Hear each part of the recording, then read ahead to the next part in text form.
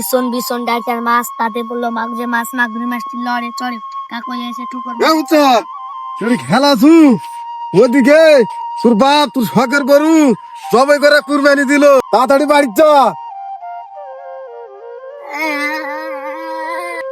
ছাগলটা যে আমার কুন্টে গেল, কুরবানি মাংস দিয়ে বাবাটা একসাথে ভাত খামু সে তো পাত্তাই নাই।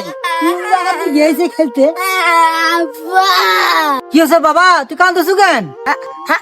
আমার আদরের মানে মানে বলে তুমি জবাই করেছেন। হয় বাবা, সেই মাংস পাকশাক হচ্ছে দিবা বেটা খামু বলে তো খুঁজছি সবা।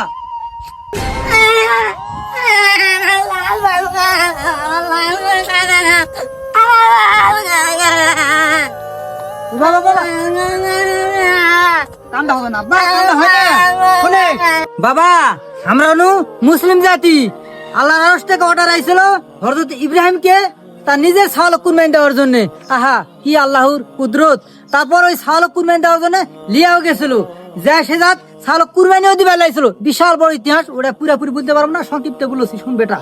তখন ওই ছাগল যখন কুরবানি দিবার লাগে ছুরি চালাই, তখন আল্লাহ অর্ডার করে না ছুরি কাটো না, তখন ছুরিটা কাটেনি। তখন ওই ছুরি আগের ছুটে ইব্রাহিম পাক মার ফেল দিছে, তো পাথর কাটে গেল। তারপর আবার যখন চোখ মুজা ছুরি চালাই তখন দুম্বে এক কুরবানি হয়ে গেছে। আহা আল্লাহর কি কুদরত। তো বেটা যদি সে সময় যদি ওই ছাওয়া যদি কুরবানি হয়ে যেত তা তুই কুরবানি করা লাগতো বেটা।